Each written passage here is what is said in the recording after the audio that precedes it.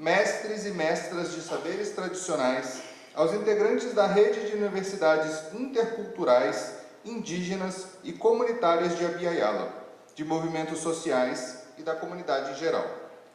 Nesta edição do Seminário Internacional do Instituto Mercosul de Estudos Avançados, o IMEA, com a parceria da Pró-Reitoria de Pesquisa e Pós-Graduação da UNILA, sob o tema Complexidade e Encontro de Saberes, faz-se um convite ao diálogo sobre o lugar do conhecimento e do pensamento complexo, desde uma perspectiva integradora e orientada para a construção da interculturalidade como possibilidade de reconhecer-se a si e ao outro. Ao instar cada participante a um olhar crítico sobre a sociedade e as inter-relações que nelas são engendradas, muitas vezes afetada pelo uso das tecnologias, o evento reforça o comprometimento do IMEA e da Universidade Federal da Integração Latino-Americana, a UNILA, com os saberes tradicionais presentes em nossos territórios e com as contribuições dadas pela rede de universidades interculturais, indígenas e comunitárias de Abya Yala. Até o final do evento, a ser realizado no período de 12 a 14 de novembro de 2024, neste auditório, Martina, campus Jardim Universitário da UNILA, espera-se criar ou consolidar caminhos para a produção de múltiplas consciências e de novas formas de convivência na construção do conhecimento. Los objetivos centrales del segundo Seminario Internacional del IMEA, Complejidad y Encuentro de Saberes, son el fortalecimiento de los saberes tradicionales en Abya Yala y también el reconocimiento de nuevas formas de convivencia orientadas por el pensamiento complejo y relación con el tiempo presente y la realidad en la que vivimos. Desde una mirada específica, se pretende problematizar la complejidad y los saberes como categorías clave para la comprensión del tiempo presente en los territorios de Abya Yala, oportunizar diferentes formas de expresión y cosmogonía como elementos necesarios para la interculturalidad, evidenciar la legitimidad del conocimiento de los maestros y maestras del saber más allá de los territórios de Abya Yala. Neste momento, registramos o agradecimento à comissão organizadora do segundo Seminário Internacional do IMEA, Complexidade e Encontro de Saberes, composta pela equipe do Instituto Mercosul de Estudos Avançados, IMEA, e por um grupo de pesquisadoras do Programa de Pós-Graduação em Integração Contemporânea da América Latina.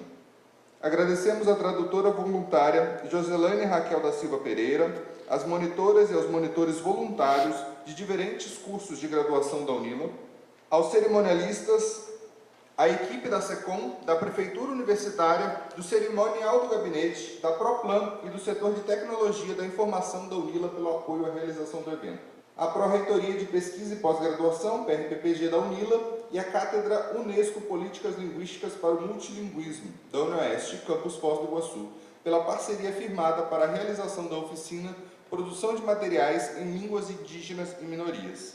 Agradecemos também a todos e todas presentes nessa noite. Convidamos, neste momento, todos e todas para prestigiarem a quarta mesa de debate Diálogos de Saberes nas Universidades. E é com isso que o IMEA lança a pergunta: qual o lugar do conhecimento na universidade? Quem produz conhecimento e como a universidade pode construir um diálogo interepistêmico entre as ciências?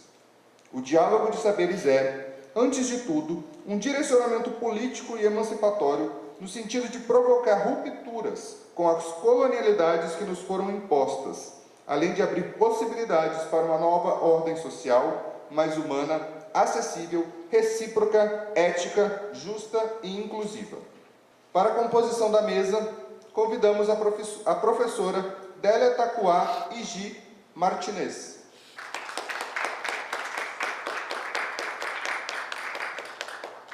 Délia Tacuá é moradora da aldeia indígena Terrocaucoí, licenciada em Pedagogia pela Universidade do Oeste do Paraná, a UniOeste, e mestranda em Estudos Latino-Americanos pela UNILA.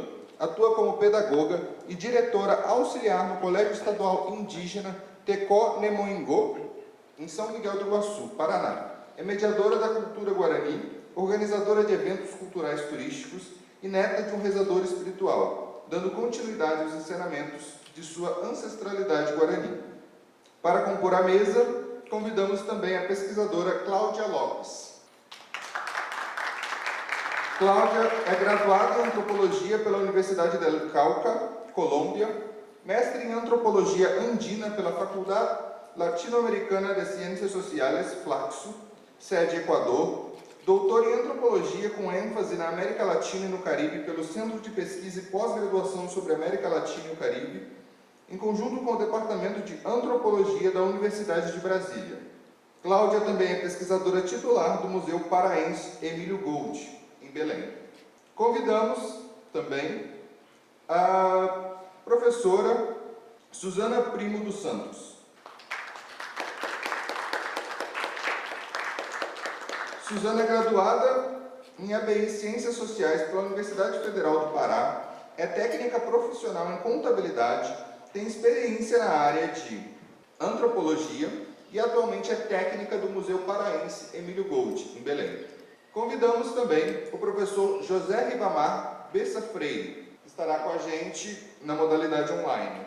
O professor José Ribamar é professor do Programa de Pós-Graduação em Memória Social da Universidade Federal do Estado do Rio de Janeiro, coordenou durante 30 anos o Programa de Pós-Graduação em Estudos dos Povos Indígenas, ProIndio, doutor em História pela École des Hautes Études em Ciências Sociais, atuou como docente em diferentes universidades no Peru e no Brasil, desenvolve pesquisas na área de História, com ênfase em História Social da Linguagem, atuando principalmente nos seguintes temas: literatura oral, memória, patrimônio, fontes históricas, história indígena, línguas indígenas e Amazônia. Convidamos o senhor Mackenson Beauvoir para também compor a nossa mesa.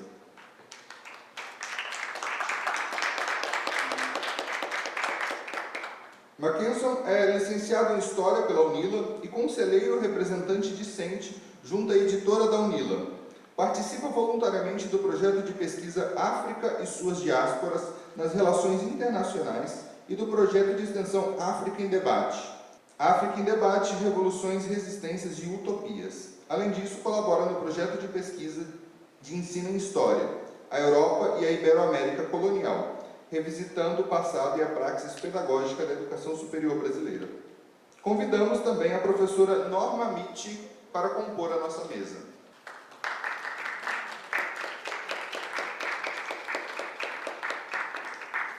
Norma Mitti, companheira da área de formação do Movimento Campesino de Santiago del Estero, MOCASE, Argentina. Forma parte da coordenação política pedagógica da Unicam Suri e da Escola de Agroecologia. Docente jubilada da UNLU, trabalhou junto a movimentos populares rurais e urbanos. Professora emérita da UNLU, magíster em Ciências Sociais de Flaxo e doutora em Educação de la UBA, docente de pós-grado. Convidamos a doutoranda senhora Marta Helena Zadowski, secretária executiva da UNILA, graduada em Secretariado Executivo pela Faculdade União das Américas, especialista em Gestão e Organização da Escola pela Universidade Pitágoras e especialista em Gestão de Arquivos pela Universidade Federal de Santa Maria. Tem experiência na área de educação, com ênfase em tutoria de cursos e educação à distância. É mestre em Educação Profissional e Tecnológica pelo IFPR e doutoranda do Programa de Pós-Graduação em Integração Contemporânea da América Latina. Convidamos ainda a professora doutora Senilde Alcântara Guanais para compor a nossa mesa. Docente da UNILA no curso de Antropologia e no Programa de Pós-Graduação em Integração Contemporânea da América Latina dessa mesma universidade. É assessora ad hoc da Fundação de Amparo à Pesquisa do Estado de São Paulo, a FAPESP, e desenvolve trabalhos de assessoria em políticas públicas e perícias voltadas aos povos indígenas e às questões socioambientais. Trabalha com temas como gestão ambiental, ecologia política, direitos indígenas, povos e comunidades tradicionais. Uma vez composta a nossa mesa, lembramos aos palestrantes que cada um terá um tempo de 15 minutos de fala. Os nossos mediadores estarão com plaquinhas para ir orientando o tempo de cada um. Dessa forma, Passamos a palavra para a professora Délia Tacuá e Ju Martinez. Boa noite a todos e a todas. Na minha língua guarani é Jauri. Eu sou Délia, em Guarani Taquauju, significa bambu sagrado. Completo Délia Taquauju Martinez Rocha. Eu sou formada em pedagogia, atualmente eu estou aqui na Unila e graças ao Nhanderu, agora dia 28, esse mês estou defendendo o meu mestrado. Como já foi falado, eu sou a neta de um rezador que faleceu em 2015, aproximadamente com 115 anos. Então a minha luta é constante, né? E quando me deram a oportunidade de escrever sobre ele, então estou aqui, trazendo a memória dele. Então, sou da aldeia Tecualcã, de São Miguel do Iguaçu. Bom, o meu trabalho da pesquisa tem muito a ver com a ritualidade guarani, o que eu pretendo trazer dentro da escola, porque a nossa educação indígena começa na comunidade, né? Então, na casa de reza, nas danças, no cantos e nos rituais. Ali está o colégio onde eu trabalho, né? Com um aluno com 430 matriculados. O colégio fica na fronteira, né? Atendemos alunos indígenas do Paraguai e da Argentina. Ali está o meu avô.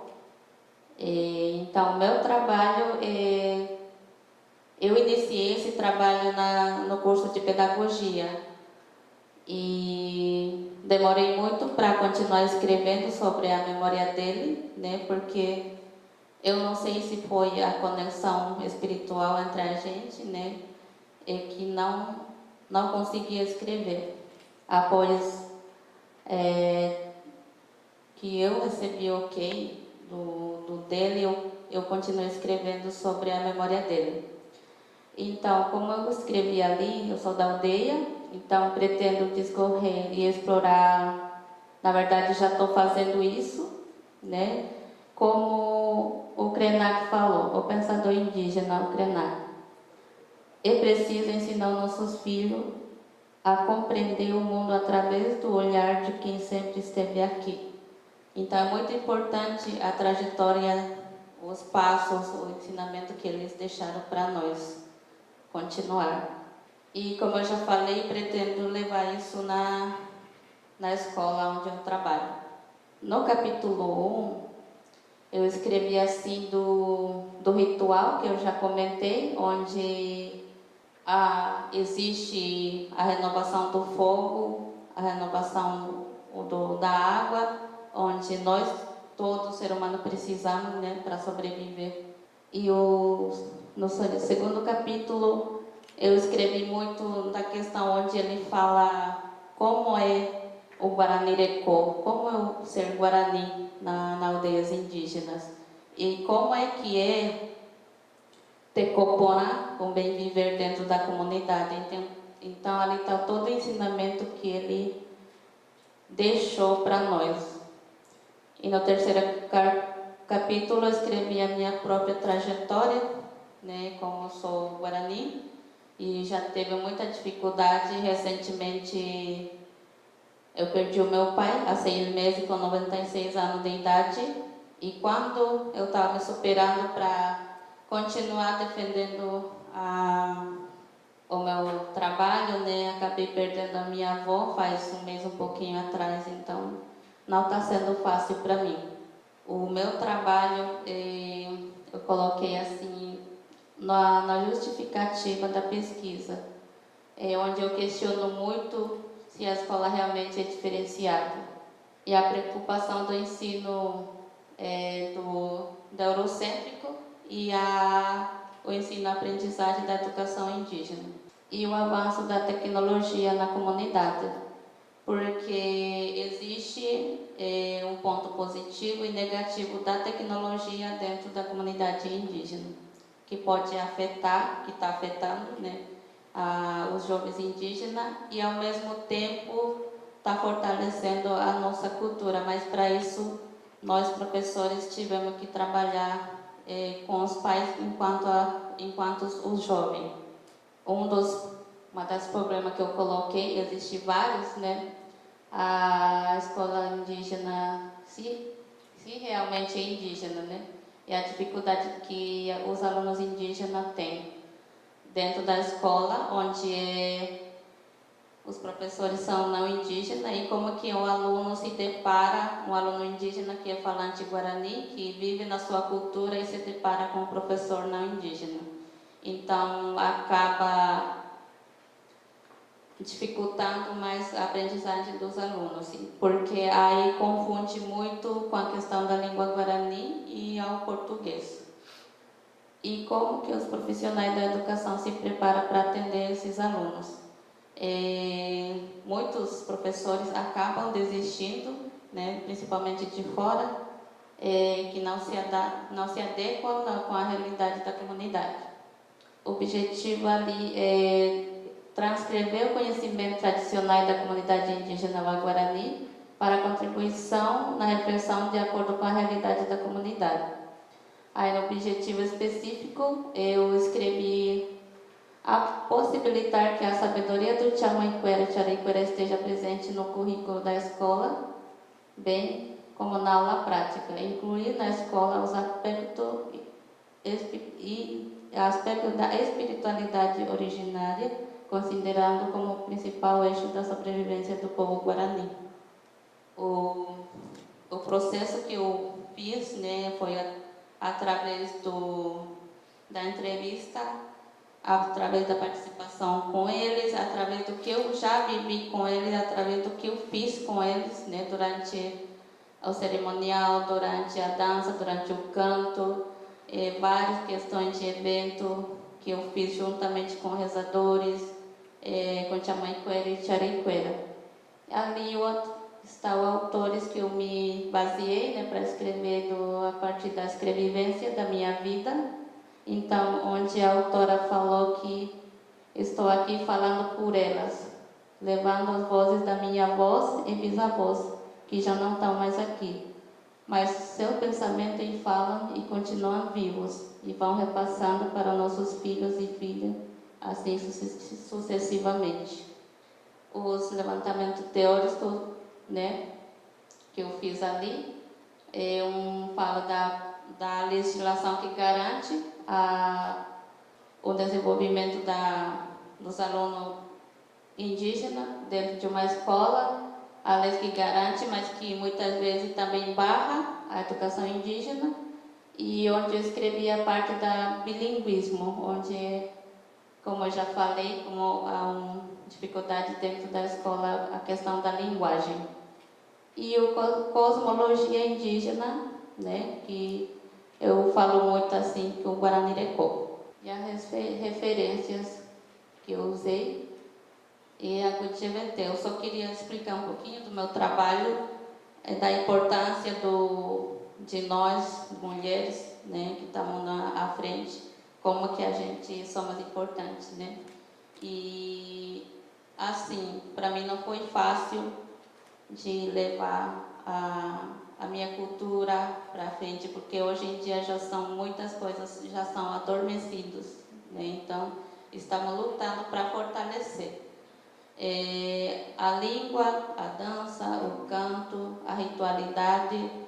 Então, só queria, aproveitando, agradecer também o convite para estar aqui hoje e falar, né, da realidade dos povos indígenas Guarani, que não está sendo fácil. A gente mora numa aldeia aqui isolado de agronegócio, então a gente não consegue plantar, não consegue resgatar a nossa sementes tradicionais, e muitas coisas estão acontecendo, muitas coisas boas e ruins. E agradecer a comissão, né, de evento que lembraram de mim, né? Quem quiser visitar a aldeia, a comunidade, a escola, sempre a porta estará aberta para que vocês conhecessem a realidade da aldeia Ocoí. Acuitiabeté.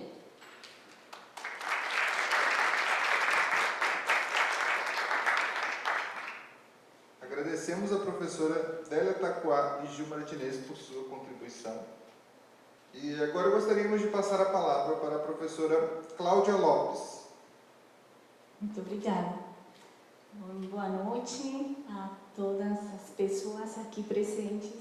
Para mim é uma honra receber esse convite de parte de Gerson, de acompanhar este caminho tão bonito que vocês estão trilhando aqui. Nestes 2 dias de encontro, eu tenho aprendido muito com todas as apresentações e agora é a nossa vez de partilhar, né, as nossas experiências que vimos realizando dentro dessa instituição de pesquisa denominada o Museu Paraense Emílio Gueldi, que está localizada na cidade de Belém do Pará. Bom, esta instituição é uma instituição centenária, né? Foi fundada em 1866, então já tem 158 anos, e foi criada como um museu nos moldes dos museus europeus, né? Com todo o peso do colonialismo, né? De ser uma instituição elitizada, criada para satisfazer os gostos estéticos, né, de uma intelectualidade regional que pretendia fazer de Belém do Pará, na época da exploração da borracha, um centro de civilização ao estilo europeu. Então, foi criado esse museu no século XIX, mas nesse transcurso desses 158 anos, esta instituição tem sido transformada justamente porque a sociedade amazônica, tão diversa, tem também planteado seus desafios para a própria instituição. Então, disso que eu vou falar um pouquinho. Bom, então, lembrando aqui que o Museu Gueldi, como instituto de pesquisa, está organizado em coordenações, então são a coordenação de botânica, temos uma coordenação de zoologia, uma coordenação de ciência da terra e uma coordenação de ciências humanas, que é onde eu trabalho na área da antropologia, mas também contamos com a área de linguística e de arqueologia. E eu vou me centrar principalmente nos processos de como o museu foi construindo coleções científicas, né? Vocês sabem que a ciência ocidental foi se consolidando a partir do colecionismo, né? Que iniciou nestes museus como os gabinetes de curiosidades. Então, os cientistas, os naturalistas, os missionários, os militares foram levando, né, coleções de plantas, de animais e de artefatos indígenas, que foi o que deu origem à coleção etnográfica, e o que vamos apresentar, Susana e eu, aqui um pouco relacionado com esse cuidado, né, essa curadoria da coleção etnográfica. Então, para mostrar um pouco nessas fotografias como eram organizadas ainda no século XIX, inícios do século XX, essa coleção etnográfica no museu. Então, vocês podem observar os objetos indígenas que foram chegando no museu por solicitação do diretor do museu, que solicitava aos prefeitos das cidades próximas de Belém que levassem objetos dos povos indígenas. Então, fosse organizando essas coleções nesse sentido. E, no meio desse ambiente colonialista de criação de um museu, vale a pena ressaltar essas fissuras e essas possibilidades de romper com essa visão colonialista deste Museu de Ciências Naturais e de Etnografia, E me referir a certos momentos em que se deram essas possibilidades de ter uma proximidade com os povos indígenas, né? E aqui ressaltando a presença de um grupo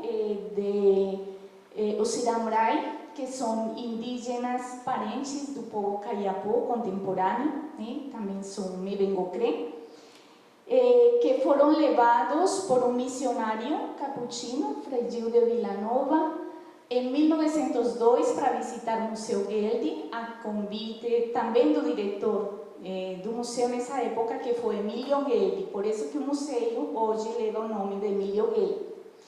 Então chegou este grupo do Siramrai, eles levaram uma grande quantidade de coleções, principalmente de armas, né?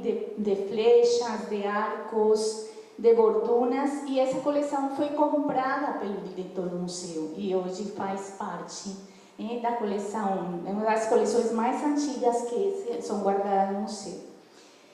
Lamentando informar que este grupo foi praticamente dizimado em inícios do século XX pela ação da pecuária. O Pará é um dos estados do Brasil onde a pecuária é muito forte e desde finais do século XIX os avanços sobre os territórios dos povos indígenas causaram a morte de muitos indígenas. Vamos continuar. Bem, então, já avançando nos anos 40 do século XX, essa coleção já foi se formando, né? Nos anos 40, ela foi considerada, foi declarada como Patrimônio Histórico do Brasil, né, pelo IFAM, na categoria de Patrimônio Arqueológico, Etnográfico e Paisagístico. E hoje em dia, a coleção etnográfica conta com encontrar. Também organizamos exposições em colaboração com os povos indígenas com os quais trabalhamos. As temáticas das exposições são definidas com eles. Também se organizam dentro das próprias aldeias indígenas, em diálogos constantes com os povos indígenas, tanto no museu quanto nas aldeias. E mostrar um pouco as exposições que temos feito com o povo Mebengocré Kayapó. A última exposição foi uma exposição muito grande em um congresso mundial de etnobiologia, que foi em 2018, e uma exposição muito linda que organizamos com o povo Kaapor também, sobre a festa do Cauim, que é a principal expressão ritual do povo Kaapor. E, bom, nos últimos tempos temos avançado em um projeto de pesquisa sobre as autorias e coautorias com os povos indígenas. Porque pensamos que, se bem talvez não é a solução definitiva, mas que as pesquisas antropológicas, arqueológicas e linguísticas que se fazem no museu estão cada vez envolvendo mais os povos indígenas nas autorias, né? Como já falei, não é talvez a solução, mas é um caminho que estamos criando para tentar fazer uma pesquisa de uma forma mais equitativa, em termos de reconhecer os aportes cognitivos dos povos indígenas. Então, qual que é o status, né, que os indígenas têm dentro destas autorias no mundo acadêmico? Como é reconhecido esse trabalho? E faz 5 anos que nós organizamos um mestrado em diversidade sociocultural, que já iniciou com o reconhecimento das ações afirmativas, abrindo um processo seletivo específico. Agradecemos a fala da professora Cláudia Lopes e passamos a palavra para a professora Suzana Primo dos Santos. Boa noite, obrigada pelo convite. De vez em quando eu vou ficar em pé, eu gosto meu de dialogar, principalmente com as peças e dentro da reserva técnica, porque primeiramente eu tenho que falar que eu sou caripuna, na fronteira na fronteira do Brasil com a Guiana Francesa, no município de Oiapoque, do estado do Amapá. Eu trabalhei primeiramente na FUNAI, trabalhei na loja Arte Índia, 12 anos. Entrei antes da Constituição de 88 e foi quando eu também eu fiz o meu curso de Ciências Sociais pela Universidade Federal do Pará, na década de 80. Mas como eu viajava muito para a aldeia, para o meu trabalho, que era da loja, eu parei um pouco várias vezes a fazer por semestre naquela época. Eu terminei meu curso em 91. Foi quando também, o momento que eu comecei na Arte Índia, eu conheci muitos objetos dos povos indígenas, inclusive daqui de outros estados brasileiros, porque a gente fazia aquele intercâmbio entre lojas. Mas aquilo não foi suficiente. Depois que eu comecei a fazer estágio no museu, já era obrigado a fazer estágio, né? E justamente eu conheci muitos pesquisadores do museu. Em 87 eu participava também de exposições. Aí foi quando me convidaram, já que eu tinha uma experiência com cultura material, aí me chamaram para o museu na época que o Collor estava dando transferência. E eu imediatamente, eu fiz o estágio, mais ou menos de 4 anos, porque eu era funcionária da FUNAI, ela me dava 1 dia ou 2 dias para fazer. Aí fui levando, né? Até quando deram a transferência em 91 que pediram. E no Museu Gelde, uma das minhas experiências principais, eu comecei primeiro a fazer leitura. Eu conheci o Expedito Arnaud, que trabalhou lá fazendo umas coleções, que ele trabalhava com os povos indígenas do Oiapoque, com os Galibi-Caliná, com os Galibi-Marauono, com os Palicuque-Paculhene e também com os Caripuna. Foi quando eu entrei pela primeira vez dentro do acervo etnográfico e encontrei, foi logo me mostrar as peças indígenas de Oiapoque. Foi quando eu deparei, o susto que eu levei, tão distante, e aquilo mexeu muito, aí pedi minha transferência realmente. E também aquele olhar diferente do que era a loja, do que era o Museu Gelde, uma forma de como cuidar, como tratar dessas peças. Então, essa aqui, porque eu queria falar que eu vou chegar num ritual do Turé, mas primeiramente, como estão um pouco ao contrário, aí eu ia começar pelo Turé, até chegar a essa curadoria que eu montei na universidade, uma exposição de longa duração, que foi inaugurada de novo, porque eu participei de várias, era chamado exposição permanente, de 10 anos. Eu participei desde 87 nas montagens e desmontagens. Depois passou uns 10 anos sem a exposição de longa duração, que é agora que se chama. Aí foi montada agora, este ano passado, final do ano que foi inaugurada, né, de longa duração. E uma dessas, de todos os materiais, os objetos de todas as coordenações, inclusive da área de humanas, né? Como aí, uma das curadorias, essa aqui que eu estou fazendo aí, que mostra com relação ao ritual do Turé. Foi a única, apesar de poucas peças, o ritual do Turé, eu tenho que falar, para me poder explicar, eu tenho que falar do ritual do Turé, que é uma festa que se faz de ano a ano, mas é organizado pelo pajé. Neste ritual, os grandes pajés, que eu assisti muitos Turé quando eu tinha meus 7, 8 anos, que agora eles estão perdendo um pouco, né? Eram rituais que era durante o período da lua cheia, no mês de novembro, todo ano, que saudava, a gente ficava lidando com as 3 dimensões, com o céu, a água e a terra.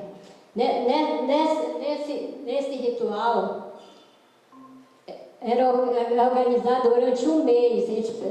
Nós falamos lá, por exemplo, os Caripuna, fala o patuá, que é o creol, tem algumas palavras Caribe e Aruaque.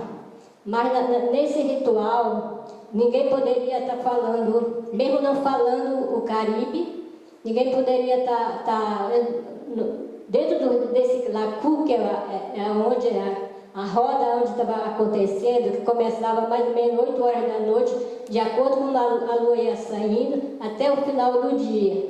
Os grandes pajés, que eles colocavam de acordo com o nascente e o poente. E como ele está lidando várias vezes, aí eu estou chegando, porque aqui são poucas peças, a reserva técnica, eu estou relacionando muito isso com esse ritual, porque né, existe muita norma nesse ritual. Existe aqui umas cuias, né? Os bancos, os cocares, os ares emplumados que se chama curruno, e aqueles colares.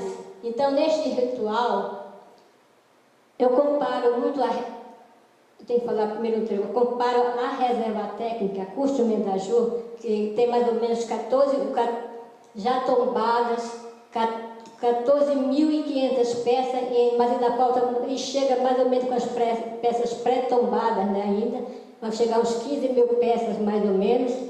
E aí, né, entre essas peças, existem essas poucas peças da área do Iapoque, com esse ritual do Toré. Então, eu posso, neste ritual, a cuia, que a gente pega de uma forma assim, no dia a dia pode pegar de qualquer jeito a cuia, mas nós temos que pegar de uma forma técnica, dentro do ritual, e a reserva técnica também, todas essas normas, como você deve pegar um material, um objeto, não é pegar de qualquer jeito, como se pega uma cerâmica, como se pega um cocal, uma peça de penas. Então tem todo um cuidado, como você deve dizer, e desse ritual, nós não podemos sentar não podemos sentar sem autorização em alguns bancos, como o Banco do Pajé, mas tem os bancos dos convidados também, que tem os 2 metros que representam a cobra grande, que depois eu queria falar, mas é pouco tempo sobre essa cobra grande. Tem os jacarés, os galibi maraono, os palicô e os caripuna, dentro da técnica da terra indígena Oaçá. Esses 3 grupos eles fazem um turé, mas de acordo com seus pajés. E o pajé é que organiza tudo isso durante um mês, e as pessoas vão cantando cada peça, cada coisa, vão cantando, treinando naquela língua que ele lida com.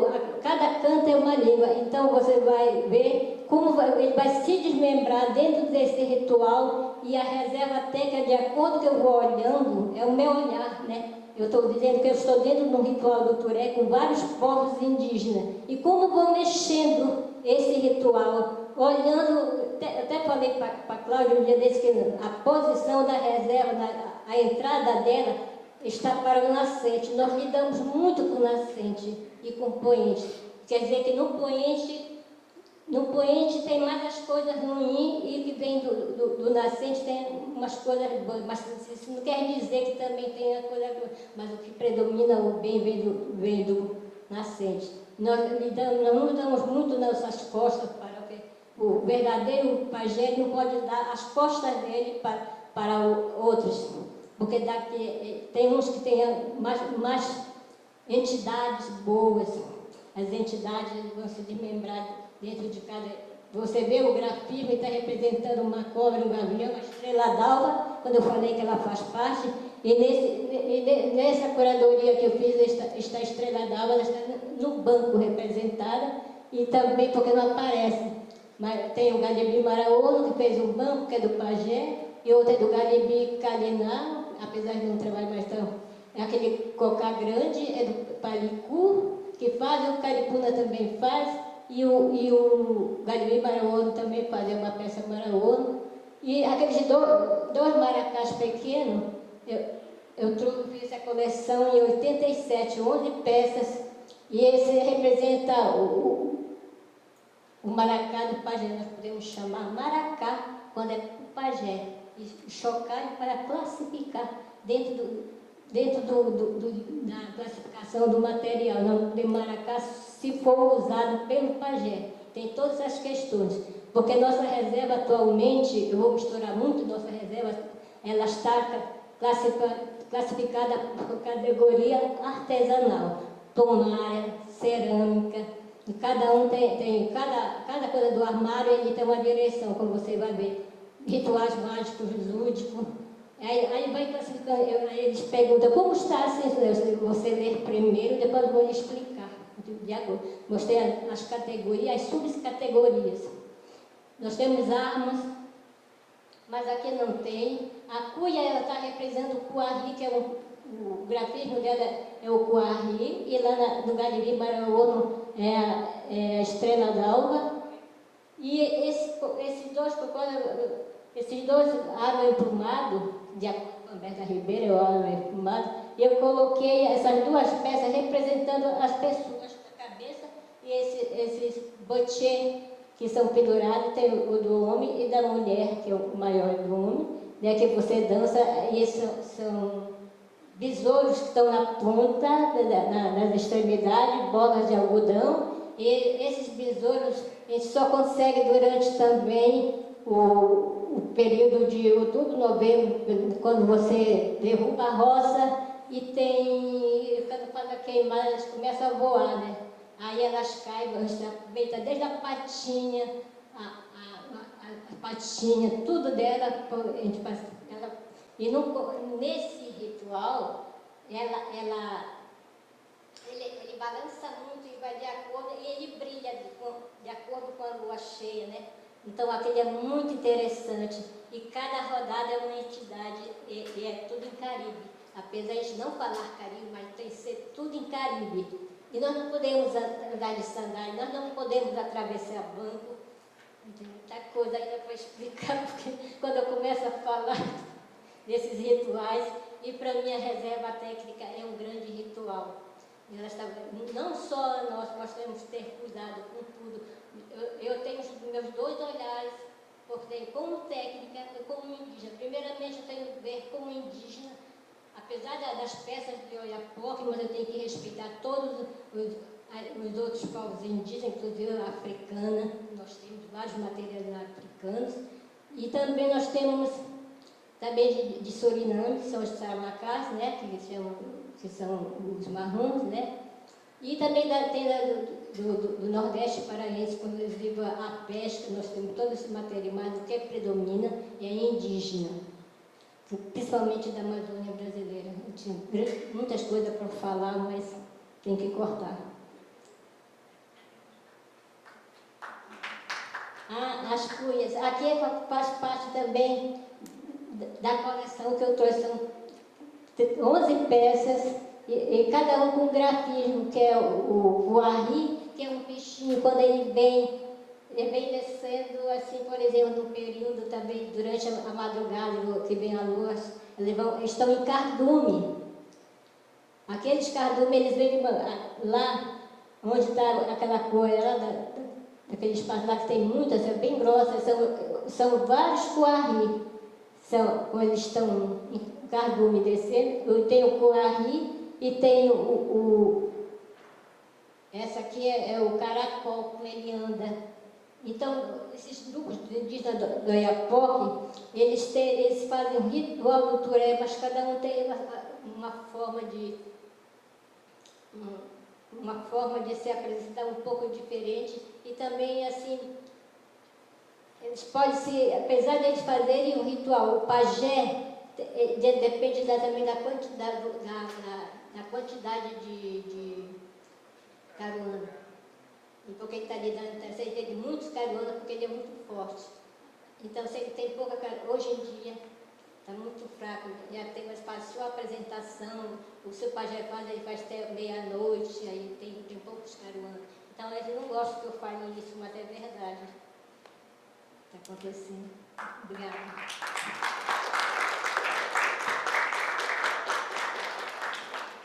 Agradecemos a professora Suzana Primo dos Santos pela sua contribuição.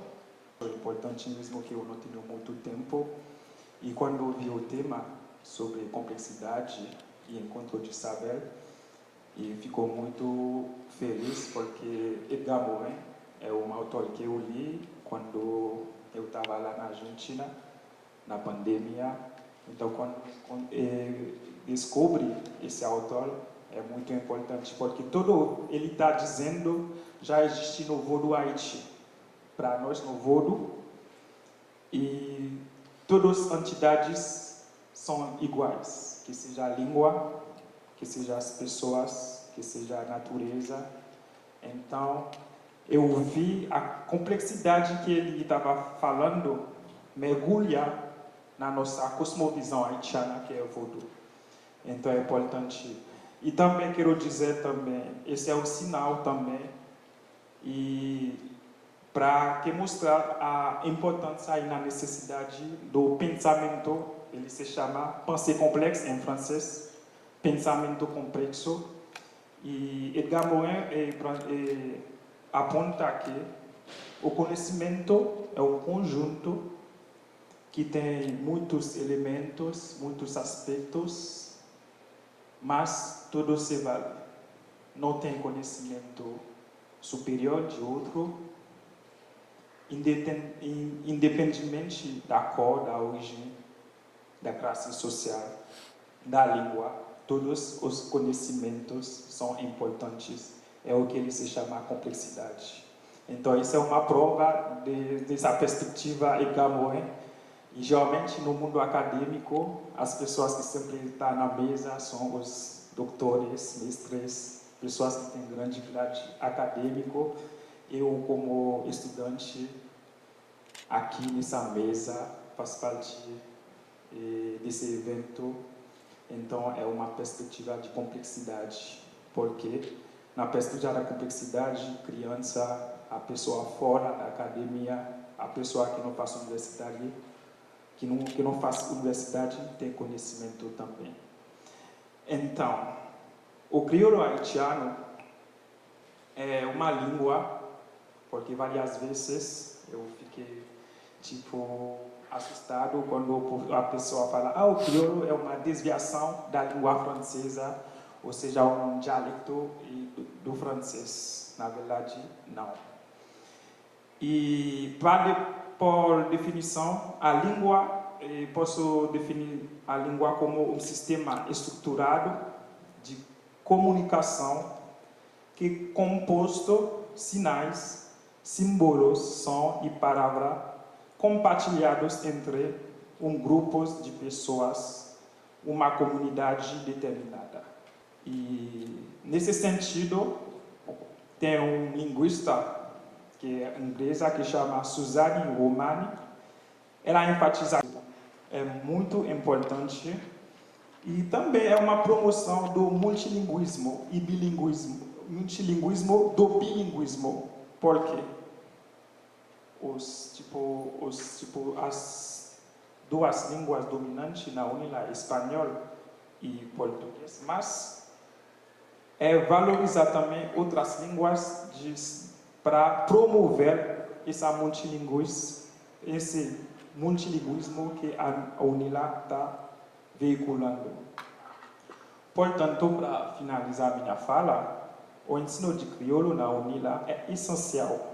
Não é apenas estudantes haitianos que precisam falar crioulo, mas para todos que fazem parte da comunidade acadêmica. Ele ajuda a construir uma universidade mais inclusiva, reflexiva e atentar às diversas formas de conhecimento que constituem a idade latino-americana e caribe. Muito obrigado.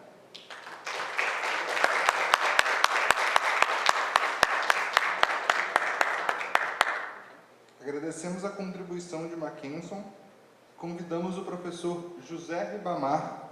Então, convidamos a professora Norma Michi para fazer uso da palavra. Buenas noches. Quería agradecer la invitación a los organizadores de este encuentro y agradecer especialmente la posibilidad de intercambiar, la posibilidad de compartir nuestra experiencia y de aprender de la experiencia de todos los compañeros y compañeras que vienen participando hasta ahora. Mi origen es de una universidad de la Argentina, de la provincia de Buenos Aires. Hice mi carrera universitaria especialmente trabajando con movimientos sociales en el campo de la educación. Así conocí al movimiento campesino de Santiago del Estero, del que formo parte ahora más plenamente. Hace 23 años que soy parte del movimiento, pero hace casi 6 años que vivo en Santiago del Estero y milito y formo parte de este movimiento que me enseñó muchas cosas y quisiera compartirlas ahora y algunas reflexiones sobre ese aprendizaje. El movimiento campesino de Santiago del Estero tiene 34 años, es un movimiento de lucha por la tierra, por el territorio y por la mejora de las condiciones de vida y lo que fuimos aprendiendo a llamar cada vez más el buen vivir. Esto que algunos llamamos un proceso de recreación política del campesinado, es decir, una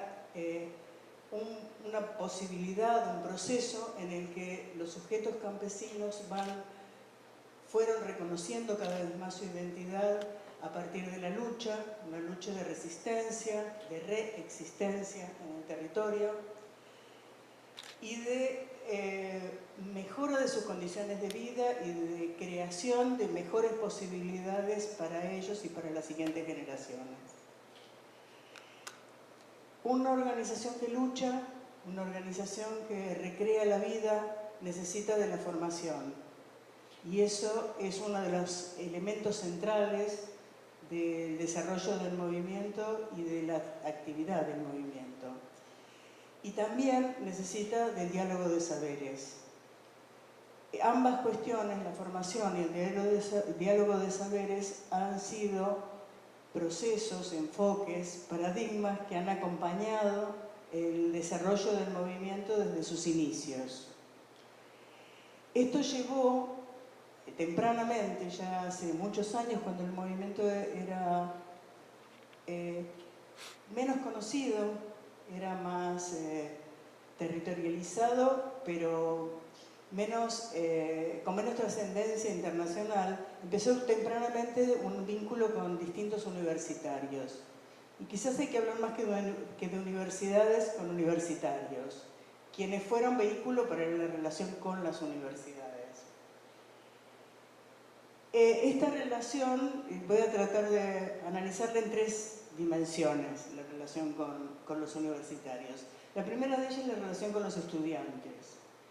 El movimiento tuvo contactos tempranos con estudiantes universitarios que de alguna u otra forma se acercaron a conocerlo y a solidarizarse, y asumió una tarea que algunos la llamamos un poco atrevida, es decir, en vez de esperar de la universidad que viniera a resolver sus problemas, a enseñarles, asumió la tarea de ser educador de los universitarios. Y todos los años, especialmente en el mes de julio, recibe una cantidad muy grande de estudiantes en lo que se llaman las pasantías, y es un gran proceso de aprendizaje de los universitarios sobre la vida campesina. Es un proceso en el que conviven, comparten con las familias campesinas, monte adentro, y que sin duda, acá hay algunas, Jocelyn ha sido una pasante del último periodo,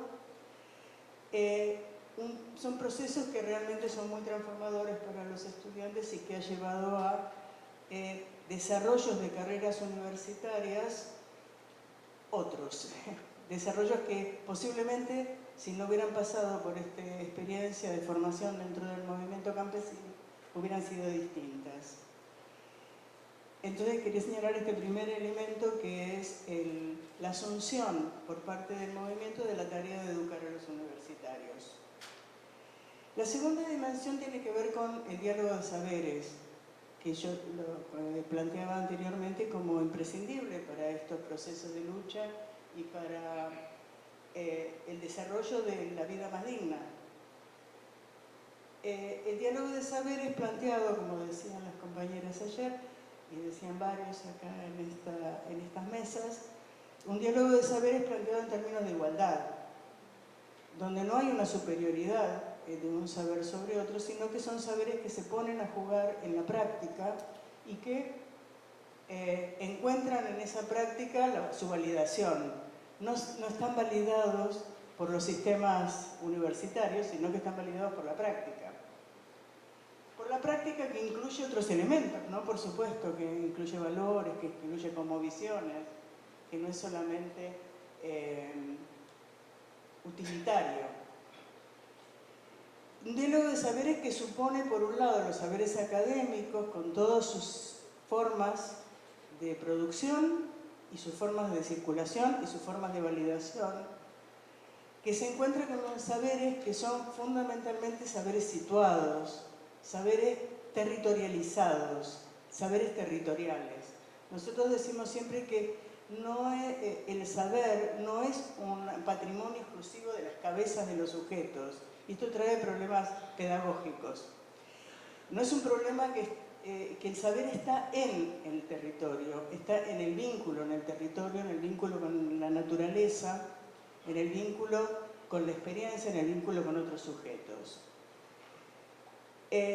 Lo que lo hace, entre otras cosas, y para no entrar en muchos detalles, difícil de verbalizar muchas veces, porque está corporizado, porque está en los afectos, porque está en otros lenguajes y en otras formas de almacenamiento, digamos, o de atesoramiento, que no son las convencionales a las que estamos habituados en los espacios universitarios.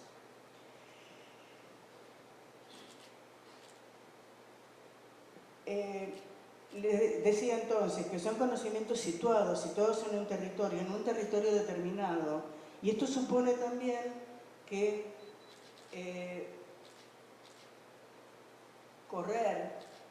desalojar a sujetos de su territorio es un profundo epistemicidio, porque ese conocimiento del sujeto en relación con su territorio se pierde. Algo de eso puede conservarse, y eso muchas veces, justamente cuando hablábamos de la relación entre lo urbano y lo rural. El mundo urbano tiene, sobre todo en las periferias, mucho del mundo campesino, porque son primera, segunda, tercera generación de campesinos, pero no es el mismo conocimiento. Hay mucho del conocimiento campesino, pero ese conocimiento no está. Quiero dejarlo ahí como una preocupación cuando muchas veces levantamos la cuestión de que venga el conocimiento popular a las universidades. Por lo menos podemos plantearnos el interrogante de cuánto de ese conocimiento está llegando, cuánto de ese conocimiento murió en el trayecto en el que los sujetos dejaron de vincularse con su mundo, con su territorio.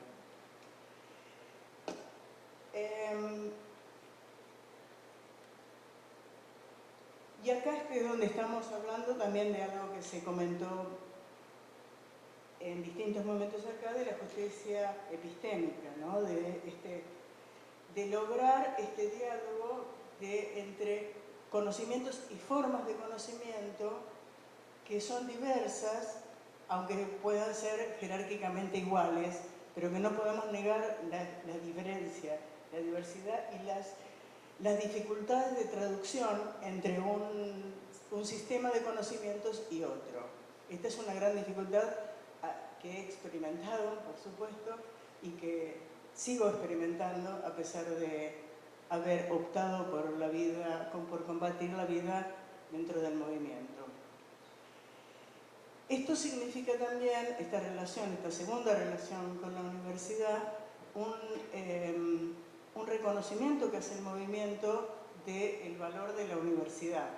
Como ustedes deben saber, en la Argentina estamos pasando por un momento muy difícil, políticamente, muy difícil, tal vez uno de los más difíciles después de la dictadura, con un gobierno de derecha salvaje, cruel, que ha puesto a todo el pueblo en una situación muy compleja y de mucho sufrimiento. Y en este proceso también lo está padeciendo las universidades. Las universidades que en los últimos tiempos, ustedes saben que la Universidad Argentina tiene un desarrollo muy importante en la universidad pública, la universidad estatal, para llegar a distintos rincones del país. Se ha extendido mucho, se ha masivizado mucho en los últimos tiempos, ha llegado a lugares, a brindar la posibilidad que las clases populares, especialmente en las zonas urbanas, pueda acceder a la universidad.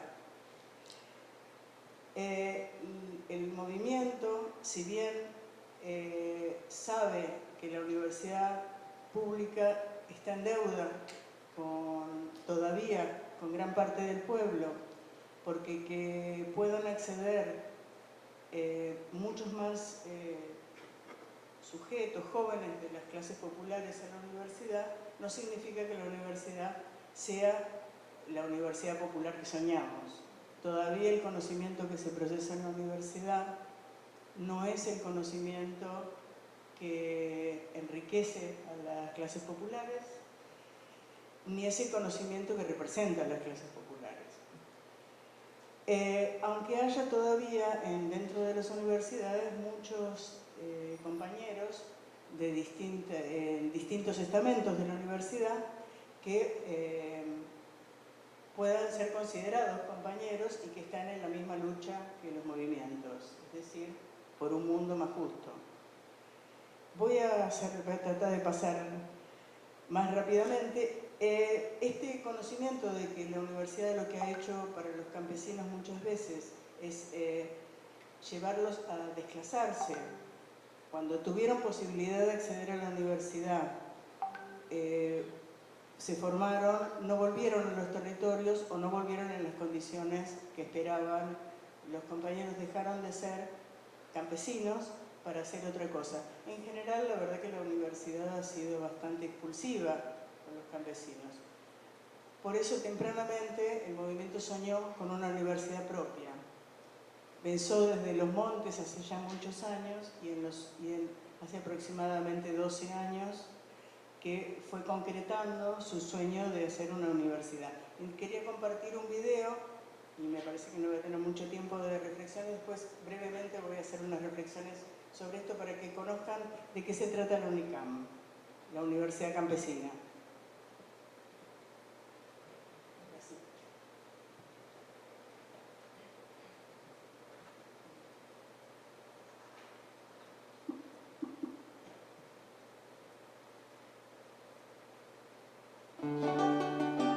Y a la UNICAM Suri. Sistemas universitarios rurales indocampesinos. Nos encontramos en Argentina, sur de la provincia de Santiago del Estero, centro de nuestro país. La Universidad Campesina es un espacio de formación popular y comunitaria del MOCASE, Movimiento Campesino de Santiago del Estero. Aquí vivimos en comunidad infancias, jóvenes y adultos de diferentes territorios del país. Trabajamos día a día para construir la universidad organizándonos por áreas de trabajo y espacios de convivencia, como lo es la producción de alimentos, tanto animal, vegetal y apicultura. La cocina, la parquización y mantenimiento, la construcción, el espacio de la niñez, la comunicación de la organización y la radio comunitaria de Diala, FM 89.3 Surimán. También hacemos talleres de cerámica, curtiembre, telar y escuela de deporte infantil y jóvenes. Formando equipos de fútbol femeninos y masculinos que participan en campeonatos zonales y provinciales. Compartimos saberes y trabajo con compañeros y compañeras del pueblo de Ojo de Agua y de las comunidades campesinas cercanas, formándonos para seguir fortaleciendo la organización.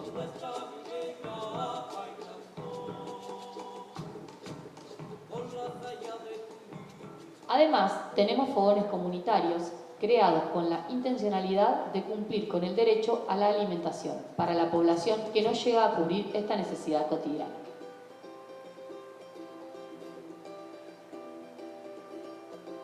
Actualmente, la UNICAM lleva adelante diversas escuelas de formación.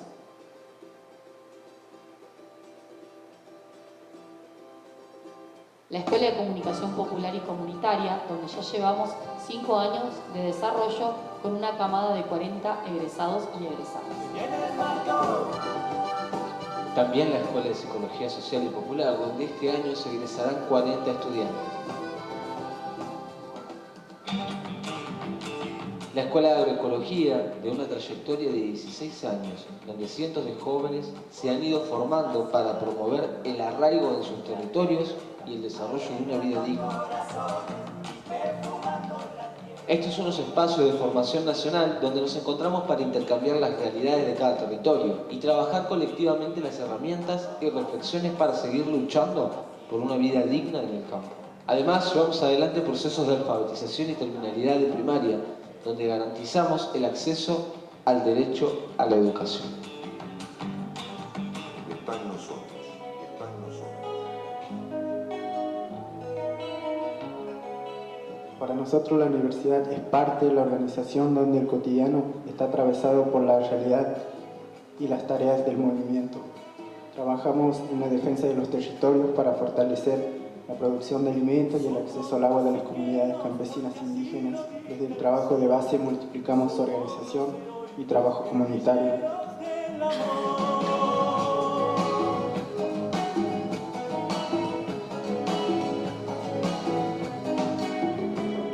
Somos los suicidas buscadores de la mar, somos los amantes trasnochados de la paz.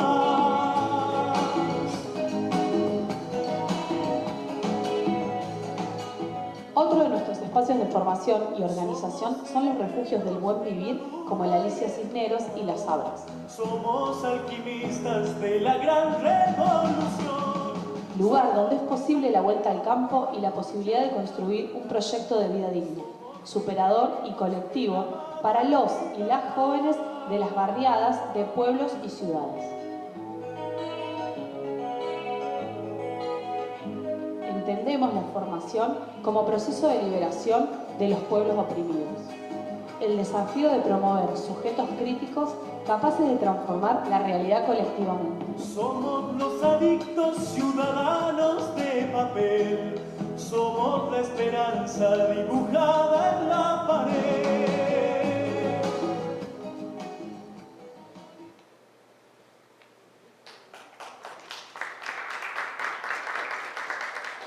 Bueno, brevemente, en este proceso de desarrollo de la formación, el movimiento fue creando una pedagogía propia que tiene algunas características que quiero señalar muy brevemente.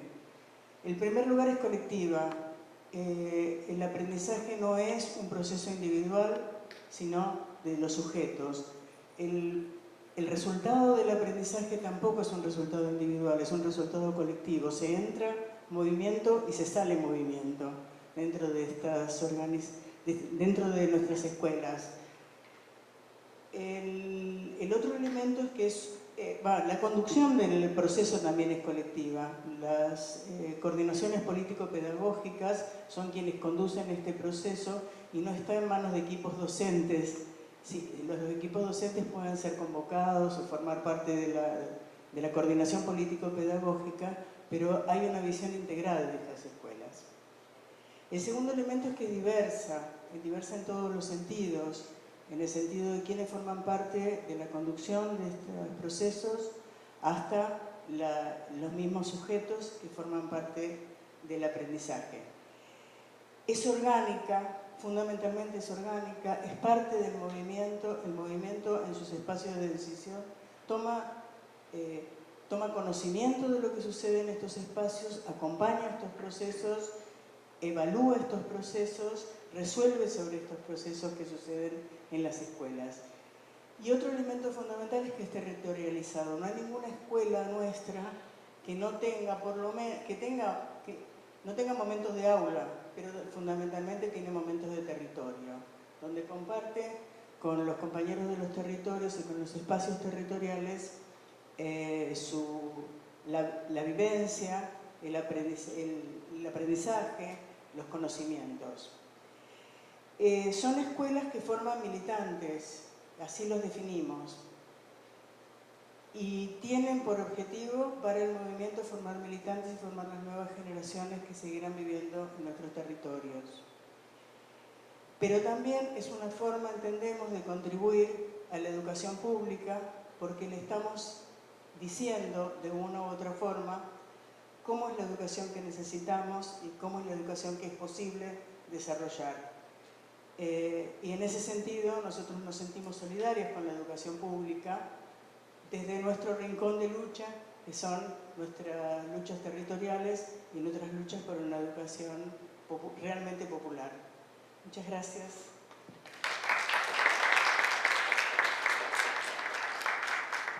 Agradecemos a professora Norma Mitti por sua contribuição e passamos a palavra para as mediadoras Marta Helena Zatkowski e Senilde Alcântara Guanais.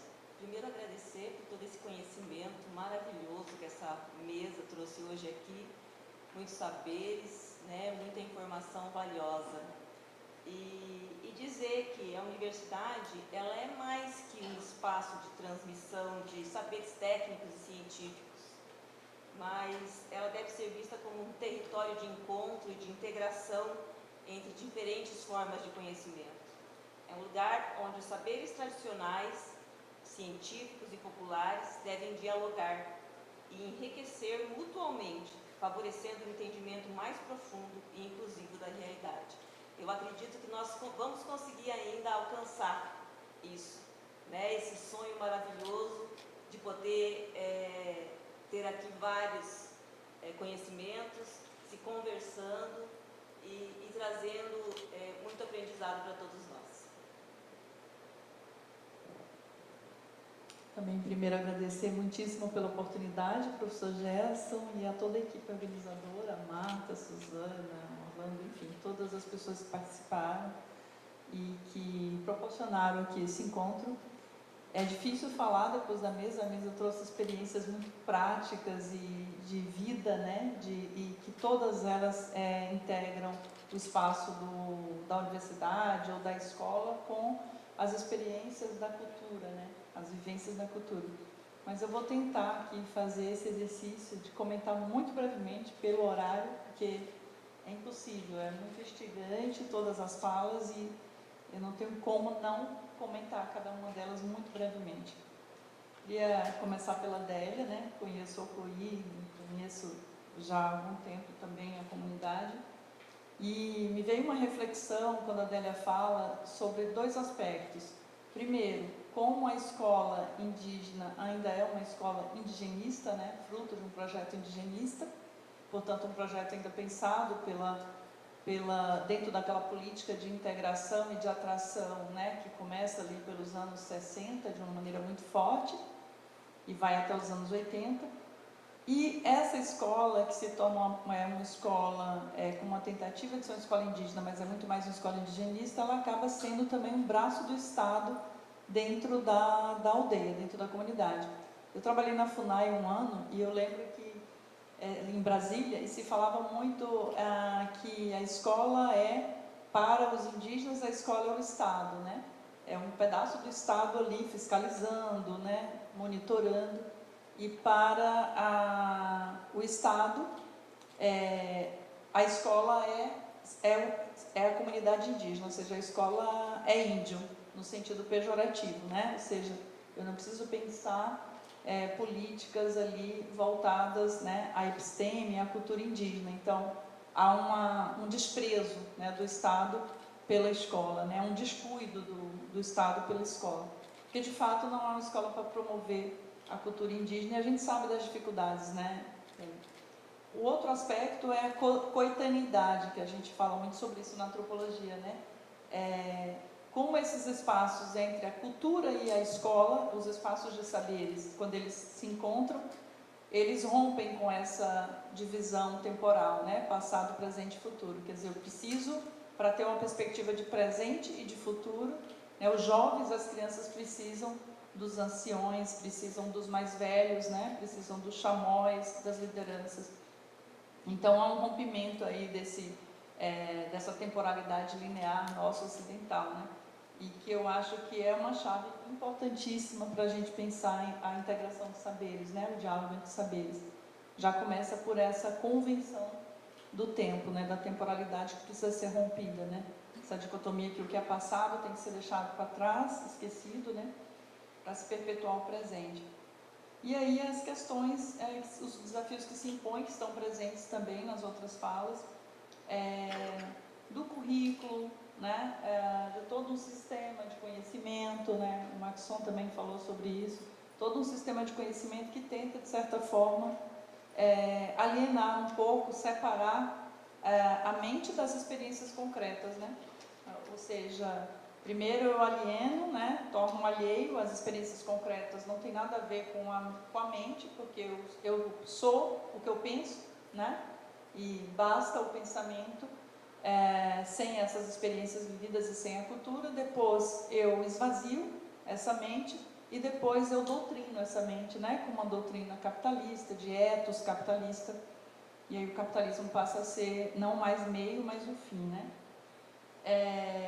Também, como a questão territorial é fundamental em todas as falas, né, isso está muito presente também, a Norma deixou isso muito evidente, a Cláudia também, depois eu quero falar um pouquinho da Suzana, que me chamou muita atenção, como o território é central, porque o território é o lugar onde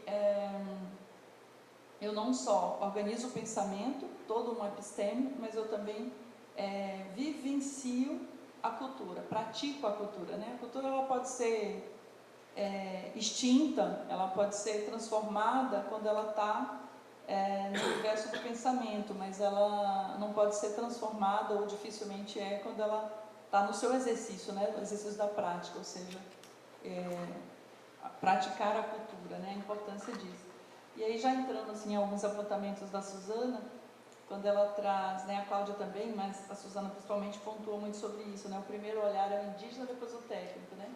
Aí eu fiquei pensando como pensar em divisão entre cultura material e imaterial com essa fusão, né? Ou seja, a cultura, né? Porque quando você, como indígena, olha para esse objeto para fazer uma curadoria, você está percebendo ele dentro do seu contexto. E aí depois vem o elemento técnico, que é como é que eu componho isso dentro de um museu, né? E aí uma provocação que eu tenho feito assim, em alguns lugares, como os museus precisam, e eu não sei, eu acho que o Guild também passa por um pouco esse processo de repensar todo um episteme, né? Seu sistema epistêmico também, a maneira como, né, organiza as suas coleções, né? A maneira como se coloca enquanto espaço de visualidade, né? Que ainda é extremamente colonialista. Então, são desafios também que mostram essa indissociabilidade, né, entre cultura material e cultura imaterial, entre ritualística, composição dos bens, dos objetos, e, ao mesmo tempo, como mostrar isso para o outro, né, para quem não faz parte dessa cultura. Então, assim, eu acho que o que a Suzana faz é uma tradução cultural, né? Fiquei observando aqui. É uma tradução cultural desses objetos, de como eles podem ser percebidos dentro do contexto, porque o tempo todo os museus acabam tirando do contexto, né? Não é o caso do Guild, mas essa é uma característica muito forte dos museus, né? Essa abstração, retirar dos seus contextos de produção, dos seus contextos de experiência vivida, para ser algo objetificado pela sociedade, mercantilizado ou espetacularizado, né? Como a gente vê muito nos museus europeus.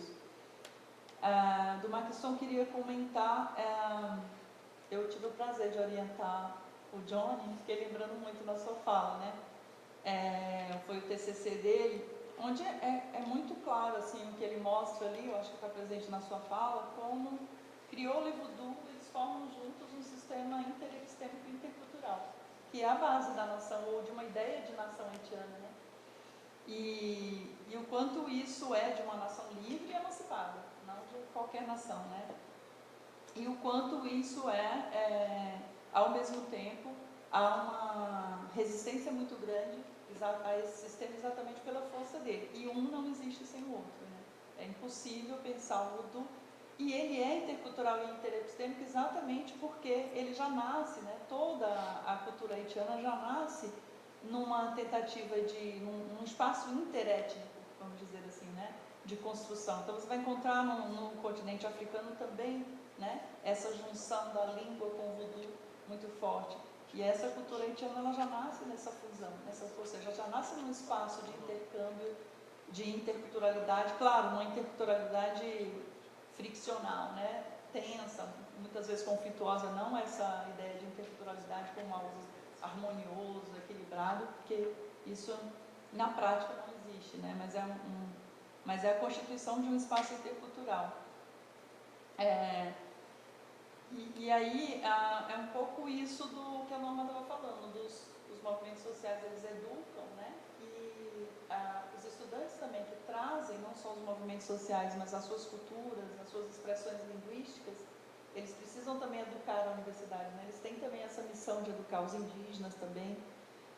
A universidade, se a gente pensa a universidade como mais uma visão humanista, né, generosa, de que a universidade está incluindo, né, no seu espaço de saber essas pessoas por uma questão humanista, né, a gente vai continuar reproduzindo a universidade do século XIX, do século XVIII, né?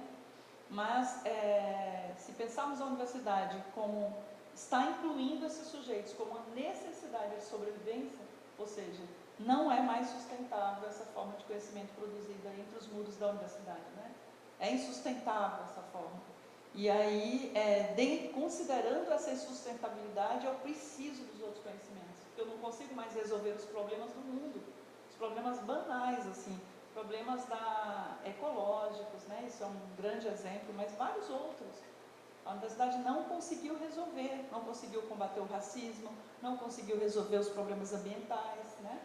Então ela precisa de fato de outras culturas, de outros conhecimentos para se reinventar, para se renovar.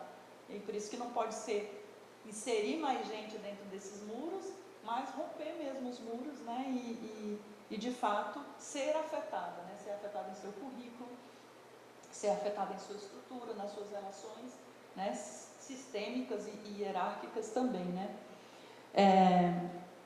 Por fim, achei genial também essa ideia dos saberes territoriais, né?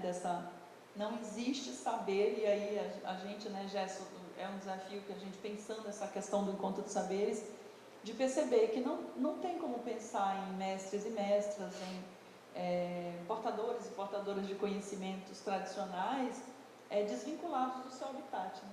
Não existe, né? Esse saber ele é totalmente constituído em seus territórios, né? Então, por isso que um primeiro movimento é arrancar os territórios, né? O primeiro movimento é te impossibilitar de praticar a tua cultura e, portanto, a viver, né, de acordo com os seus saberes e com os seus conhecimentos em seus territórios. Essa é a primeira morte, né? Por isso que é tão central, todo o debate que a gente fizer, e os povos indígenas dentro da universidade, todos os outros povos e comunidades dentro da universidade, não pode deixar de lado jamais a importância do território do habitat, né? Então a ideia é que a universidade pudesse estar, né, a gente fala tempo comunidade, tempo aldeia e tempo universidade, né? Que a gente pudesse estar o tempo todo transitando entre esses espaços. Infelizmente, somente aqui na Unila, que a maioria é ticuna, né, a maioria está lá, do norte, a gente não tem como fazer isso. Mas então que a gente possibilite essa vivência no território que temos aqui na fronteira, né? Porque é preciso constituir o conhecimento a partir daí, né? A gente não tem, as nossas experiências não são abstratas e universais, né? Elas são experiências concretas, elas estão situadas, né? Exatamente aquilo que a Norma coloca. A importância também da interlocução com os movimentos sociais, né? Que também transformar a universidade via os movimentos sociais é fundamental. Bom, é isso. Eu quis fazer assim um apanhado das coisas, mas é impossível, anotei um monte de coisas aqui, mas queria só passar um pouquinho do que eu senti, da minha percepção, do quanto isso me provocou a pensar, do quanto essas falas se conectaram, né? Parece que vocês, né, conversaram antes, né, sobre suas apresentações, né? é uma mesa de fato que parece que se comunicou antes, porque é incrível a relação construída, tecida entre as falas. E para mim é um prazer ser mediadora de uma mesa como essa, estar aqui, poder levar para casa também um monte de reflexão para pensar, né? Para a gente também, para o Encontro de Saberes, que envolve também a Marta, tantas outras pessoas envolvidas nesse projeto aqui, que a gente teve a felicidade de aprovar agora o Notório Saber, né? Aqui na universidade, estamos só começando uma caminhada longa e é muito bom já ter essas reflexões aqui guardadas. E vou interromper, senão vou ficar horas falando aqui. Obrigada, muito obrigada mesmo.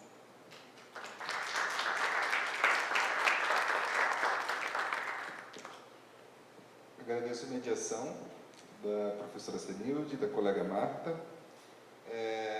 Gostaria de abrir para o público para pontuações concisas ou para perguntas.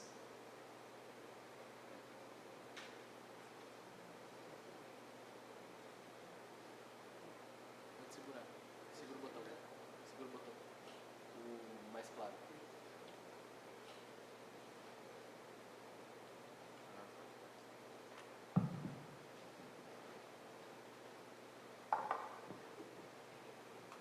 Eu estou muito feliz de estar aqui.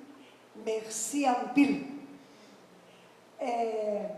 Morei 2 anos no Haiti. Isso que você fala do creole e do voodoo é realmente essa questão da resistência, mas como é impressionante como o idioma, né? não só para eles, mas para os indígenas, mas acho assim, há muito mais haitianos fora do Haiti do que no Haiti. Então, é uma resistência que se torna uma resistência que necessita de um apoio internacional. E eu acho que o papel da UNINA nesse momento pode ser algo bem interessante nesse sentido, principalmente aqui na América Latina. E eu sei que tem muitos haitianos, conheço alguns pessoalmente, né, que pensam exatamente isso, né? Como os que estão no exílio, que estão refugiados, que estão apátridas, que estão imigrantes, né, ou que estão estudantes, podem fazer da experiência de fora uma forma de aprender como voltar ao Haiti, fazer dele o que fez Jean-Jacques Dessalines. Porque o Haiti foi uma pérola das Antilhas, né, que chegou a produzir 40% do produto interno da França durante um tempo, né, no tempo das especiarias, e agora faz parte do Quarto Mundo. Então, acho que tudo isso vem tudo junto, né? É assunto de antropologia e de história e de creole. É muito complexo e muito interdisciplinar. Muito obrigada, viu? Se quiser acrescentar alguma coisa. Mais alguém gostaria de fazer algum comentário ou alguma pergunta? Bom, eu gostaria de fazer uma pergunta, então, daqui. Nenhum dos presentes quis. Vou aproveitar a deixa. Eu fiquei muito emocionado com todas as falas. E eu fiquei pensando o quão a gente tem que ter a humildade de aprender com esses processos. Quando passou a questão da Universidade Campesina, eu achei tão genial, assim, os momentos com um espaço aberto, né? Eu fico pensando, a gente está aqui no 3º andar de um prédio, numa coisa quadrada, então já é pensado para as pessoas não chegarem nesse sentido, né?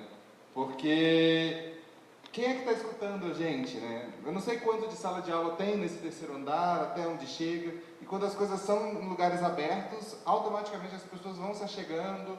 Mesmo quem está ali, às vezes está cozinhando, está fazendo outra coisa, não está ouvindo, vai se aproximando. E aí eu fiquei pensando nisso, né? Como os próprios espaços físicos, a arquitetura da coisa, ela não é pensada para isso. E aí a fala do Marqueson também sobre essa questão da língua, eu fico pensando que, primeiro que é muito violento a questão da língua, principalmente com os colegas haitianos indígenas, porque a maior parte chega e não conhece da língua, e aí vocês têm que passar um ano sofrendo sem entender nada, e a gente tem um quadro técnico que não se esforçou para tentar aprender outros idiomas. E eu queria te perguntar sobre como que você acha que é um caminho para resolver isso? Se é uma curricularização das linguagens indígenas dentro dos currículos, porque uma coisa é estar como optativo, né? E a gente tem pessoas que falam quechua, nós temos pessoas que são hablantes de Guarani, então a gente tem essas pessoas aqui. Mas na Unila ninguém mais quer dar aula de línguas, né? Agora eles querem dar aula de linguística, de gramática, de coisa chique. E quando você fala que a língua ela é também cosmovisão, ela também é pensamento, eu fico pensando que isso deveria estar curricularizado, né? Não só uma opção. E eu queria te perguntar sobre isso. E queria perguntar para as colegas também do museu, porque o museu, Foz do Iguaçu tem uma relação muito íntima com o museu. Quando a gente pensa que o Poronapa, a primeira coisa arqueológica assim, de salvamento, aconteceu aqui em Foz do Iguaçu, quando a Itaipu foi botar água em tudo, né? E aí fizeram ali um salvamento arqueológico, e foi o Museu Paraense que recebeu isso. Então, foi o setor de arqueologia de lá onde está essas coisas, então tem um papel importante muito grande, né, na preservação, mas também os museus foram pensados muito com essa lógica de patrimônio do passado, né, da comparação com o que ficou e que a gente superou isso. E aí eu queria entender como que a gente pensa o museu não mais para o passado, eu acho que em consonância com o que a Senilde falou, mas como que isso vira para o futuro. Essa mudança de chave para que o museu não seja mais o espaço que a gente visita o passado e se sente, nossa, como superamos isso, mas ele seja o espaço de, nossa, como podemos ir para frente, né? E como que vocês veem essa virada? E era isso a minha pergunta para vocês.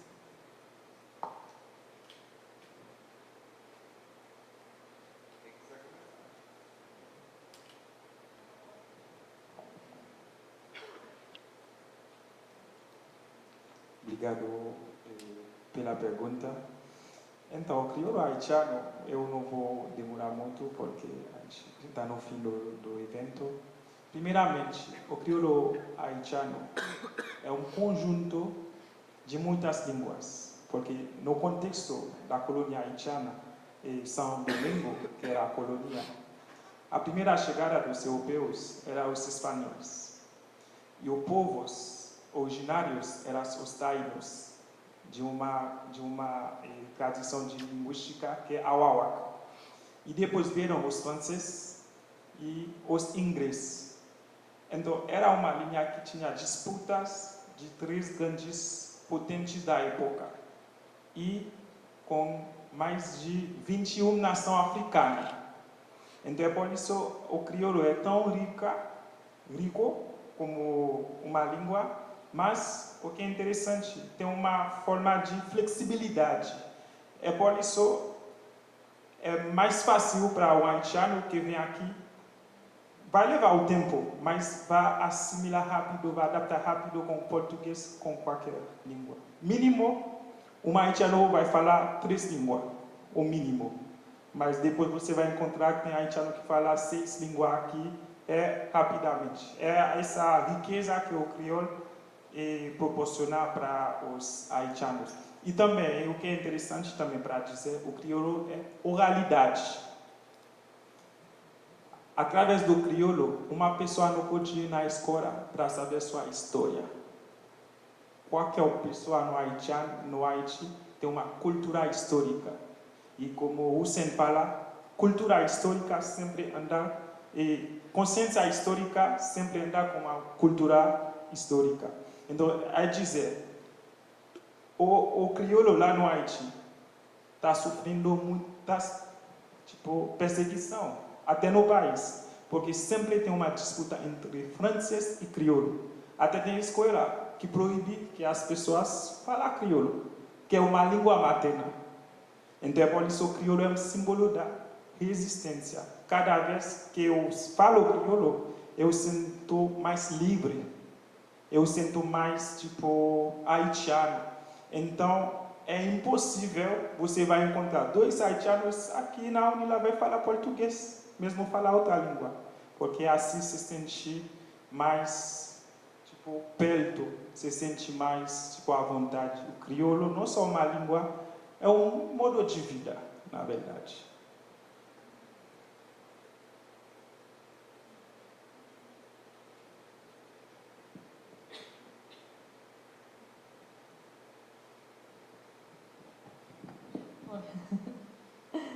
Bom, eu acho que a ideia que a maior parte das pessoas tem do museu é que é uma instituição que se refere ao passado, né? Um lugar onde se guardam coisas antigas, que ficam aí guardadas, mas o que a gente está tentando fazer no Museu Gheldi como instituição de pesquisa é justamente criar sentidos, né? Porque todas essas coleções que a gente guarda aí, que parece que nos remetessem ao passado, elas estão criando sentidos agora no presente. Então, não é uma instituição do passado, é uma instituição do presente que está criando sentidos, que talvez possa construir caminhos para o futuro, mas que está fazendo experiências, está criando pensamentos e sente pensamentos a partir de agora, então, do presente. É isso que nós entendemos que a instituição é isso, né? É um espaço de trocas de saberes interepistêmicas. Susana está aí para mediar esse diálogo, nesse sentido, ela é uma grande mediadora, que Susana facilita a aproximação dos povos indígenas ao museu, e ela é a que lida com todos esses conhecimentos e facilita esses diálogos. Se Susana, você complementa. Bem, como a Cláudia falou, ela já falou, como eu falava sobre na prática com os outros indígenas, esse intercâmbio que tem entre os indígenas, primeiramente eles ficam muito felizes que tem uma indígena dentro do museu. E eles me cobram muito, sabe, que eu tenho que tomar cuidado com as peças dele. Muitos indígenas que não têm, eles querem trazer para ter alguma coisa dele, porque aquela peça está representando aquele grupo. Então, isso não é só pensar que o museu só pensa no passado e pronto. Mas os indígenas estão se aproximando cada vez mais, tem oficina entre eles, né, está trazendo, eles discutem, eles, como os CAAPO e outros grupos também, uma forma, um vai pegar a sua peça, a peça daquele grupo, eles têm que pegar, eles usam tanto como eles pegam, com a mão mesmo, sempre, porque eles têm todo um cuidado para não ter que usar luva, né? A gente explica tudo para eles, porque a importância do museu, desde o passado, tem muitos indígenas, aqui que o museu guarda tanta coisa do passado, aí sim. Aí eles falam assim, você tem que pegar, como indígena, você tem que pegar a sua peça, sentir aquilo, mas ao mesmo tempo eles querem usar luva também, porque a gente fala que tem todo um cuidado para prolongar mais a vida do objeto. E tem umas trocas que nós estamos fazendo, antes o museu estava no parque, ele estava por área cultural. Depois nós passamos para o campo de pesquisa, que ele está classificado por categoria artesanal de acordo com o dicionário de internato indígena de Berta Ribeiro, né? E nisso nós vamos criando, como a gente tem que usar de acordo, classificar, por exemplo, a plumária de acordo com o uso do objeto. Nós temos que colocar, por exemplo, como se usa o cocá, como se usa a flecha. Então, tudo isso nós temos que colocar separado. Aí vem o indígena e diz assim, isso, aí a gente tem que explicar por quê. Vem o indígena e diz assim, porque essa peça está aqui, ela faz parte desse ritual, ela não pode estar separada. Aí nós temos, não, mas isso é uma forma de guardar melhor para preservar. Aí até conversar, eles entendem a situação, mas essa peça não pode estar separada. Tem várias questões, né? Tem uns que, como a Cláudia já falou anteriormente, que eles acham que é uma coisa que está dormindo. Nós temos um exemplo, por exemplo, de uma peça que é chamada do Botocudo, que é um ídolo que é dos Krenak, que deu baixa foi tombada como um Botocudo. É de 1938, foi do Custo Mendaju. Aí eles andaram por vários museus procurando na Europa esse ídolo. Então, depois que eles descobriram que estava por através dos antropólogos, fizeram pesquisa lá no museu, aí descobriram que perguntaram para mim, tem alguma peça dos Krenak? Eu fiquei olhando assim, não, tem Botocudo do Bahia. Aí ele disse assim, mas o Botocudo é o atual Krenak. Aí foram, visitaram umas 3 vezes, depois da pandemia, que veio todos os anos, porque tem 80 anos já essa peça dentro do museu. Aí eu que tive que acompanhar essa peça, levaram para debaixo do bambuzal, porque tem um parquezinho dentro do campo de pesquisa, colocaram na terra, pegou um pouco de chuva, pegou sol, pegou tudo. Aí quer dizer que todo ano, eles estavam pensando, todo ano pegar sol, porque ele está dormindo, mas essa peça é muito importante para eles, para esse grupo. Então, essa importância que tem, que a gente não tem que pensar só no passado. Sim, que o passado é a base de tudo. Que nós temos que falar do passado. Quando estou falando, cantando também, eu falei dos artefatos que estão dentro do museu. Eu estava falando muito dos pajés também, são peças de 64, 65, 66. E tem umas coleções minhas também que eu trouxe os maracá. É uma coisa do passado, mas que está refletindo e representando muito no presente, como umas peças que tem muitas peças, muitos indígenas não fazem mais. Então, mas há essa troca que tem, eles vêm para o museu, alguma coisa, aprender, saber da história deles. E outra coisa também, como ele diz para mim, tu és a nossa guardiã, tu tem que cuidar de tudo. Tem muitos indígenas que chegam também na reserva, tem pessoas que chegam e se sentem mal, né? Tem uma indígena Baré chegou, ela não conseguia entrar na reserva até chegava a uma certa parte do corredor, ela voltava. Ela terminou a graduação dela, a graduação não, o mestrado dela. Aí ela pegou e disse assim, eu tenho que visitar a reserva, Suzana. Aí eu peguei e fiquei olhando, pode vir. Aí ela disse, mas quando eu chego lá perto, eu não consigo, Suzana, não consigo entrar, porque eu me sinto mal. Por quê? Eu não sei o que acontece comigo.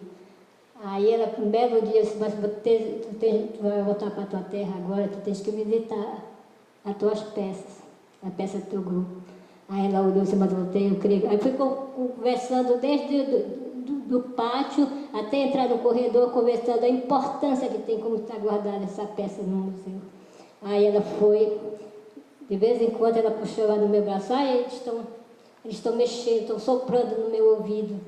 São 3 lugares, aí ela me puxava pelo braço, aí eu só comigo, não, mas não é assim, eu passei por isso, realmente eu passei por isso. Então a gente tem que estar preparada para isso. E tem outros que sentiram muita dor de cabeça, outras coisas, nós não pedimos licença, tem que pedir licença. Eu, pelo menos, eu tenho muitos sonhos, porque eu falo muito do visível e invisível, e outra coisa, eu sou uma rorô. Rorô quer dizer gêmeo. E o gêmeo, ele tem o dom de sonhar, talvez nem cante, mas o sonho, e principalmente quando é o casal. Aí eu tenho desde criança, eu venho acompanhando, como eu sempre acompanhei o ritual do Turé, de vários pajés, desde criança que eu acompanhava com a minha mãe. Então eu tenho esse conhecimento com relação a vários pajés, inclusive algumas músicas eu sei, eu cantei, que eu vou fazer um trabalho com uma linguística do museu,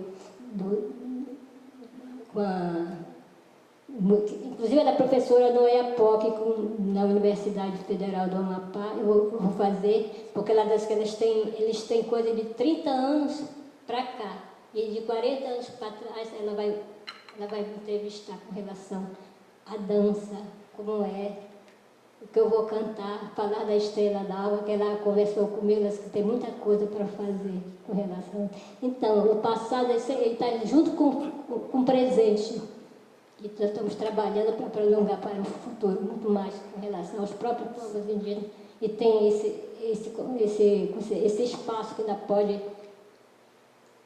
pode trazer muitas coisas a mais e muitas coisas que muitas vezes eu não posso falar. Eu guardo muito comigo. Tem coisas assim, sonhos que eu não consigo. Uns eu falo, ela já sabe, ela me dá muito sentido, mas outros eu não posso falar.